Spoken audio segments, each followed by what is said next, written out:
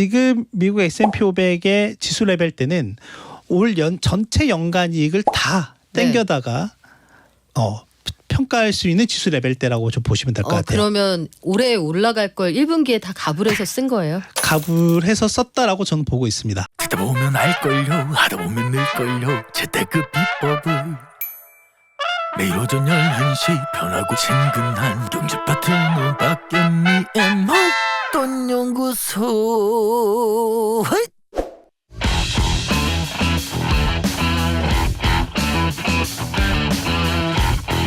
오늘부터 미국의 주요 빅테크들 실적 시즌이 시작이 됩니다. 대형 기술주들 요 실적 발표에 따라서 증시 분위기도 좀 달라질 것 같고요. 어제부터는 우리 코스닥의 하한가 종목들이 늘어나서 이것도 좀 고민거리입니다. 대체 왜 그러는지, 앞으로 어떻게 될지 증시연구소에서 자세히 알아보겠습니다. 미래에셋증권 김석환 연구위원 오셨습니다. 안녕하세요. 안녕하십니까. 오늘 이 질문부터 드릴게요. 네. 어제부터 줄줄이 하한가 종목, 이 소시에테 제네랄이라고 하는 외국계 증권사 창구에서 쏟아져 나오는 거잖아요. 왜 그렇습니까? 뭐 일단 여러 가지 내용들이 좀 있긴 하는데요. 뭐 명확한 거는 일단 레버리지로 인한 이 내용이 좀 나오고 있는 것 같고요. 일부 이제 신용융자 잔고가 높았던 종목들 위주로 해서 뭐 시장에서 일각에서는 뭐 반대 매매성 매물들이 좀 출하하고 있는 게 아닌가. 그러니까 저희가 이제 보통 그러니까 증권사에서 거래를 하실 때, 특히나 이제 주식 거래를 하실 때 뭐 담보대출이라든지 또는 이제 신용융자를 써서 이제 거래를 하기도 하시는데, 그랬을 때 종목들의 그 담보 유지 비율이라고 하는 게 있거든요. 근데 이것보다 좀 더 레버리지가 좀 높은 그 상품이 있습니다. 그러니까 이제 그걸 흔히들 지금 시장에서는 얘기가 나오고 있는 게 뭐 CFD라고 해서 실제 이제 기초 자산을 갖고 있지 않은 상황에서 그 차익 거래만, 그러니까 가격의 차이만 이용해서 할 수 있는 이제 레버리지가 있는데, 이게 좀 레버리지 비율이 좀 높아요. 그러니까 증거금 비율이 상당히 좀 낮습니다. 그래서 이런 것들이 좀 이번에 좀 시장의 일부 종목들 편중으로 해서 나온 게 아닌가라고 하는 게 좀 나오고 있는데, 좀 더 구체적인 것들은 좀 지켜봐야 될 필요가 좀 있을 것 같아요. 그러니까 몇 가지 시나리오가 있는데, 남의 돈 꿔서 투자했던 사람들이 그 최소한의 비율을 지키지 못해서 반대 매매를 당했거나, 아니면 여기에서 일각에서는 그래도 그렇지 사전에 마치 짜고 하는 것처럼 그러니까요. 단기간에 이렇게 특정 종목들이 우르르 몰려 나올 수가 있느냐. 더구나 이 8개 종목들을 보면 종목 간의 유사성이 하나도 없잖아요. 맞습니다. 이런 경우가 있어요?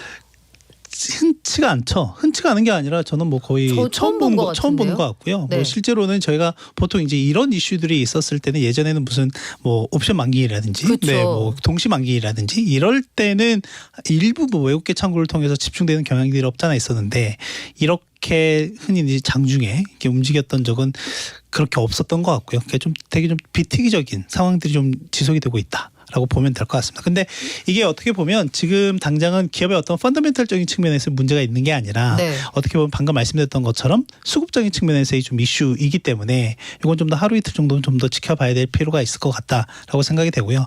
또 하나는 이제 아마 금융당국에서도 이 부분을 좀 예의주시하고 있기 때문에 좀 정확한 내용은 좀 더 우리가 후행적으로 좀 알 수 있지 않을까 생각이 됩니다. 네, 지금 조사가 진행이 되고 있습니다. 금융당국에서도 이 거래 좀 이상하다. 그러니까 시나리오로 우리가 예측해 볼 수 있는 건 한 서너 가지 될 것 같은데, 말씀하신 것처럼 CFD라고 하는 차액 결제 거래, 여기에서 순간적으로 반대 매매가 몰린 것 아니냐, 이런 얘기가 하나 있고요. 공매도가 쏟아져 나왔을 수도 있다, 뭐 이런 얘기도 있고, 특정 증권사의 차익 결제 거래가 나오는 시간에 마침 증시가 하락했다. 저는 이 가능성은 높지 않다고 보는데, 펀드의 보유 물량 청산이 있었을까, 이런 상정도 해볼 수는 있어요. 여러 가지 시나리오 중에서 금융당국이 어떤 게 말이 되는지 지금 조사하는 중입니다. 이틀 연속 뭐 삼천리, 대성홀딩스, 서울가스, 다올투자증권 이런 종목들 하한가 달리고 있는데 꼭 주의하시기 바랍니다. CFD라는 게 아까 잠깐 차익 결제라는 거라고 말씀하셨잖아요. 그러면은 얼마에 사서 얼마에 팔고, 그게 아니라 그 차액만 가지고 거래를 한다는 거예요? 그렇죠. 근데 이제 보통은 제가 이제 CFD 거래를 할 때는 이제 국내에서 뭐 대부분 할 수 있는 건 아닌 것 같고요. 일단 일부 이제 증권사에서 그걸 열어놓은 데가 있기는 하거든요.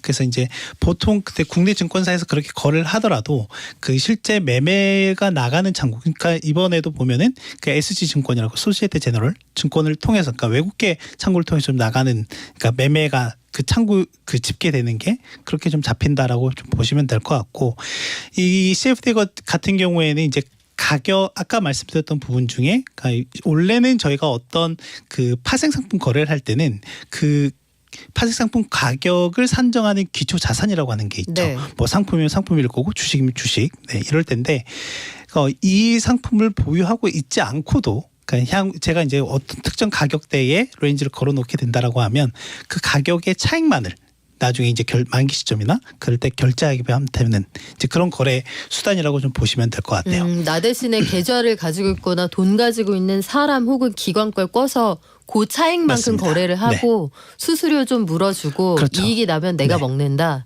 그러니까 손실도 그렇게 해서 본인이 보게 되는 건데, CFD는 40%만 증거금을 내시면 됩니다. 매수 매도 주문이 가능하고요. 종목 따라서 최대 10배까지 빚내서 거래가 가능하니까 이거 참 어려운 상품이기도 하고 위험한 상품이기도 합니다.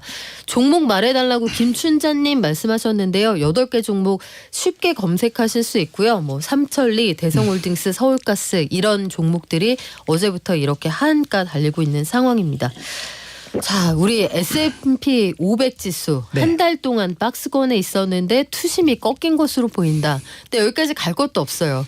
뉴욕 가는 비행기 탈 것도 없이 우리나라 지수도 보니까 네. 3월 말 수준으로 돌아갔더라고요. 그러니까 제가 지금 이제 2주에 한 번씩 나오고 있잖아요. 네. 그래서 이제 지난번에 나왔을 때도 이제 저한테 첫 질문 주셨던 게 이제 지금 코스닥의 대장주라고 할 수 있는 2차 전지가 계속할 수 있을까요? 라고 하는 거였었고, 제 답변은 뭐 쉽지는 않을 것 같다 하는 이제라고 말씀 좀 드렸던 것 같고요. 어떻게 보면 원래 저희가 그 주식시장이라고 하는 게 모든 게 이제 다 숫자로 표현을 할 수가 있잖아요. 그런 측면에서 본다라고 하면 항상 이 평균 회귀 성향이 매우 강한 부분이 있거든요. 그런 측면에서 봤을 때, 그러니까 2차 전지 관련해서도 뭐 산업에 대한 전망성이 나쁘다 그런 게 아니라 워낙 좀 단기간에 과열된 측면이 있기 때문에 분명히 좀 되돌림에 대한 현상도 있을 가능성이 높다라고 이제 말씀드렸고, 이제 그게 지금 2주간에 좀 진행 중에 있고, 특히나 이제 오늘 아침 같은 경우에는 이제 금융당국 쪽에서도 관련 내용들이 좀 나오기도 했었죠. 그게 어떻게 보면 또 하나 이제 투자 심리를 좀 악화시킬 수 있는 요인 중에 좀 하나다라고 좀 볼 수가 있을 것 같은데, 일단은 뭐 그때도 한번 말씀드렸지만 계속 상승세가 좀 유지가 되다가 기술적으로 처음에 나오는 음봉이 좀 크게 나오게 되면 네. 일단은 좀 더 쉬어갈 수 있는 여지가 더 커질 수 있다라고 보시면 될 것 같고요. 지금 시점에서 코스피, 코스닥 양 지수 모두 지금 그런 모습이 좀 나타나고 있기 때문에 조금은 좀 쉬어갈 여지가 좀 있다라고 보면 될 것 같고, 특히나 이제 우리나라 같은 경우에는 이제 이번 주부터 본격적으로 실적 발표가 좀 나올 예정이거든요. 그렇기 때문에 그런 기업들의 실적 발표의 동향도 좀 같이 체크해서 볼 필요가 있겠습니다. 그럼 어떻게 해요? 우리도 쉬어가요?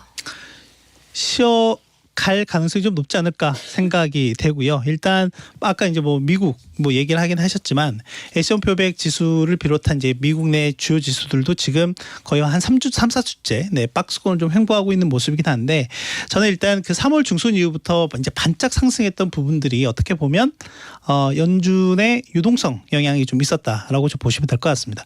일단 그 유동성이라고 하는 게 시장이 뭐 직접적으로 풀린 자금은 아니긴 하지만 어찌됐건 그런 부분들이 투자 심리 개선에 상당히 긍정적인 영향을 좀 줬다라고 생각이 되고, 그리고 이제 3월 말부터는 그 유동성이 조금씩 빠지는 모습들이 나타나고 있거든요. 하지만 절대적인 레벨은 정말 높습니다. 절대적인 레벨은 정말 높은데 이게 다시금 더 올라가지 않는 모습이 나온다면 일단은 시장이 좀 제한적인 박스권 좀 등락할 가능성이 높다라고 보고 있고, 네. 또 하나는 지금 미국의 지수 레벨대가 어떻게 보면 이제 저희가 보통 이제 시장에서 그 평가를 할 때 앞으로 1년 동안 얼마만큼의 이익을 얻을 수 있을까에 대한 부분들을 좀 보거든요. 그리고 여러분들이 좀 잘 아시는 이제 PER, 주가 수익 비율의 밸류에이션을 가지고 이제 목표치를 추정을 하는데, 지금 미국 S&P 500의 지수 레벨 때는 올 전체 연간 이익을 다 땡겨다가 평가할 수 있는 지수 레벨대라고 좀 보시면 될 것 같아요. 그러면 올해 올라갈 걸 1분기에 다 갑을 해서 쓴 거예요? 갑을 해서 썼다라고 저는 보고 있습니다. 자, 그런데 이제 여기서 네. 중요한 거는 뭐냐면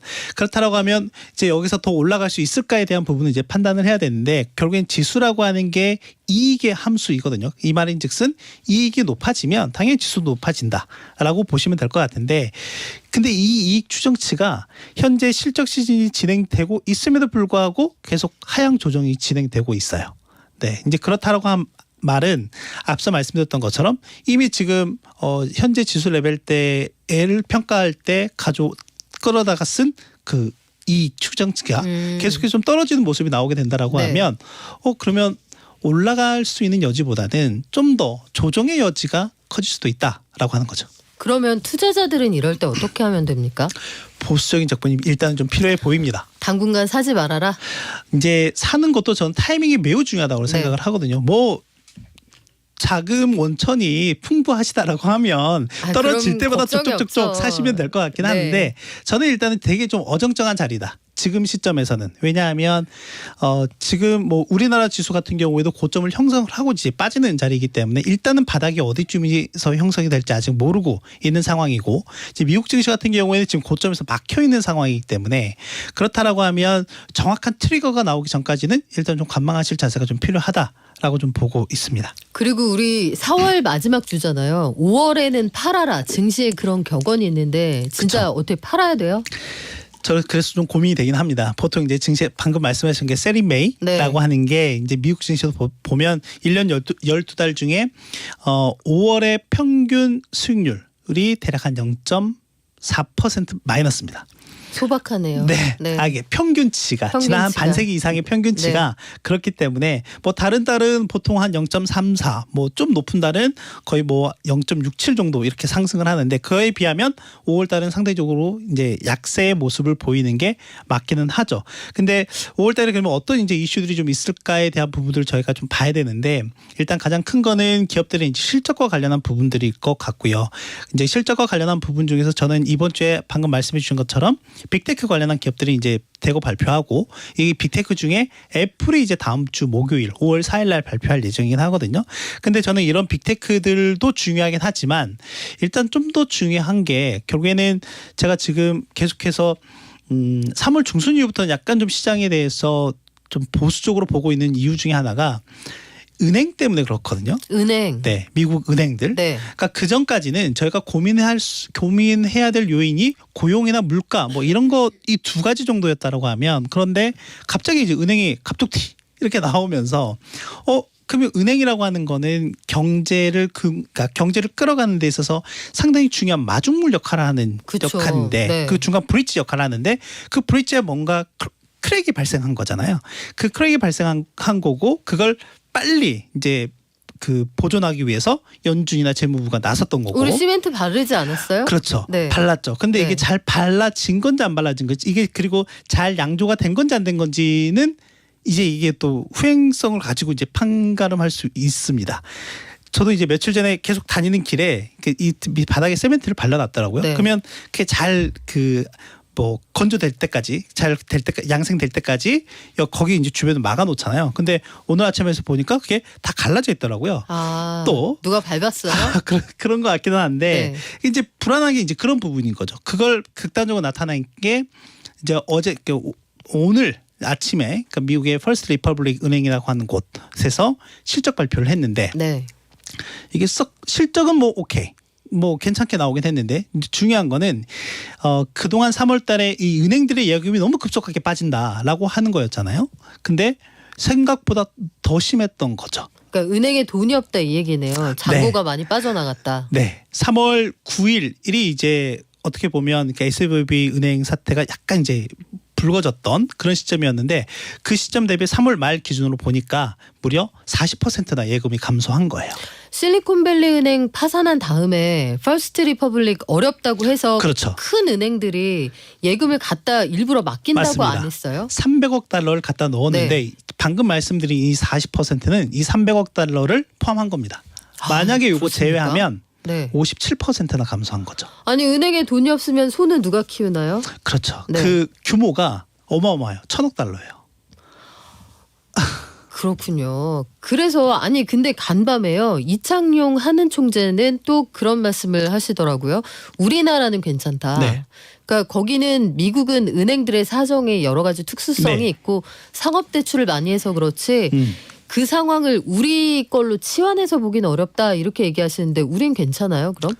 뭐 일단 우리나라도 글쎄요. 저도 일단 보면 이제 작년에 작년으로 좀 되돌아갈 필요가 좀 있을 것 같은데 작년 10월 11월 달에 있었던 가장 대표적인 사태가 이제 레고랜드 사태가 있었고 그때 우리나라 시장도 상당히 급속도로 좀 이 신용시장이 경색되는 모습을 좀 보이긴 했었거든요. 그 이후에 이제 정부가 대거 자금 지원을 하면서 약간 좀 풀어가는 모습이 좀 나타나긴 했지만 결국엔 이 금융이라고 하는 게 어떻게 보면 이 블록화가 되어 있다라고 볼 수는 없을 것 같아요. 그러니까 만약에 좀 이 시중에 대한 스트레스 상황이 좀 더 가속화되는 모습이 어느 한 군데서 나타나기 시작을 한다라고 하면 그게 또 연쇄적인 전염 효과가 좀 있기 때문에 이제 그런 부분들도 가만 안 할래 안 할 수가 없다. 트램펄린 탈 때처럼 우리 어렸을 때 100원 내고 타던 방방 있잖아요. 한쪽에서 내가 땅에 앉아 있어도 옆에 애가 크게 한번 쿵 하고 뛰어오르면 나한테 진동이 오는 것처럼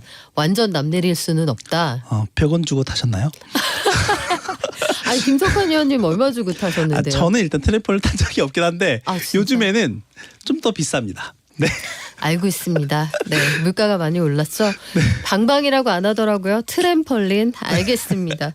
그 마지막으로 환율 얘기를 좀 해볼게요. 전체적으로 보면 실적 시즌이건 뭐건 어쨌든 증시가 지금 좀 약세로 갈 것 같은 가능성이 크다는 말씀인데 달러가 어쨌든 지금 주요 통화 대비해서 달러가 계속 약세인데 왜 원달러 환율이 이렇게 치솟아요? 이건 왜 그런 거예요? 그래서 좀 제가 예의주시하고 있는 부분 중에 하나가 바로 이제 이 부분이거든요. 뭐냐면 지금 저희 달러 원 환율이 대략 한 1,330원을 지금 넘어가고 있는 모습이 좀 나타나고 있는데 달러 인덱스는 상대적으로 보면 그러니까 지금 100일에서 102선 정도이거든요.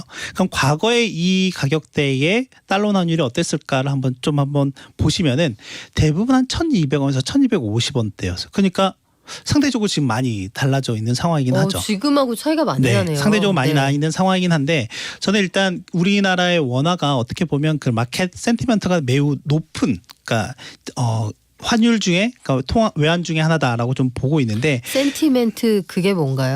뭐 일단은 좀 시장에 좀 더 많이 그러니까 그 민감도가 높은 그 통화 중에 하나다라고 좀 보고 있는데 한국 돈이 센티멘탈하다.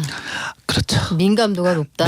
네. 뭐 일단은 뭐 제가 종종 소개해드렸던 것 중에 우리나라의 수출이 글로벌 경기 선행지수 중에 하나다라고 이제 말씀드렸던 것처럼 그러니까 그런 면에서 본다라고 하면 우리나라의 통화의 방향성이 어떻게 보면 그러니까 특히 이 이머징 시장의 그 흐름을 좀 대변하는 용도 중에 하나다라고 보고 있는데요. 일단은 뭐 여러 가지 요인들이 있긴 하지만 가장 좀 대표적으로 피고 있는 게 우리나라의 수출이 좀 부진한 모습이 계속 이어지다 보니까 무역 수지가 좀 지속적으로 적자를 기록하고 있다라고 하는 점이죠. 13개월 연속이나 기록을 하고 있는 상황이고요. 또 하나는 뭐 여러 요인들 중에 가장 대표적인 게 연준이 보면 지금 시장이 적어도 3월 전까지는 어떻게 보면 금리 인상을 더 이상 이제 못할 걸로 예상을 했는데 일단 다음 주에 예정되어 있는 FOMC 회의에서도 일단 시장에서는 25bp 정도는 더 인상할 수도 있다. 뭐 이런 부분에 대해서 얘기가 좀 나오고 있고 아까 말씀드렸던 것처럼 그러니까 지금 미국의 은행 사태가 어떻게 이제 잘 봉합이 되어 있는 상태가 아니라 지금 시점에서 보면은 또 다시 좀 약간 이런 위기감들이 좀 고조가 되고 있는 양상에서 본다라고 하면 그러니까 외국인 투자자들 입장에서 본다라고 하면 아무래도 위험 자산을 선호하는 것보다는 위험 자산을 좀 회피하는 성향이 좀 강해진다라고 하면 어떻게 보면 이 원화에 대한 매도 압력이 좀 커질 수도 있다라고 좀 보시면 될 것 같습니다. 네, 지금 장이 좋지 않네요. 코스피 2,500선 무너지고 환율이 1,340원을 눈앞에 두고 있는 상황입니다. 어제 연고점은 새로 썼는데 오늘 다시 한번 환율이 재차 올라갈 것으로 보이고요. 4월에 혹시 그 외국인들이 본국으로 송금하는 수요가 많아서 그런 건 아니에요? 4월에 이제 저희가 보통 이제 배당금 같은 경우가 4월에 이제 많이 지급이 되고 있기도 하는데 실제로 이제 뭐 그런 수요도 좀 있긴 하지만은 그 주식 시장으로나 채권 시장을 유입되는 외국인들 자금들을 보면 이탈 규모가 그렇게 크지 않았어요. 그렇다고 봐도 현재의 상황은 좀 과도하다 이렇게 평가할 여지가 있군요. 네, 과도하다라고도 볼 네. 수도 있고 약간 어떻게 보면 리스키한 측면이 좀 더 있다라고도 볼 수 있을 것 같습니다. 네, 지금 상황이 좀 만만치 않은 것 같습니다. 보수적인 접근 권해주시네요. 지금까지 미래에셋 김석환 연구위원이었습니다. 고맙습니다. 감사합니다.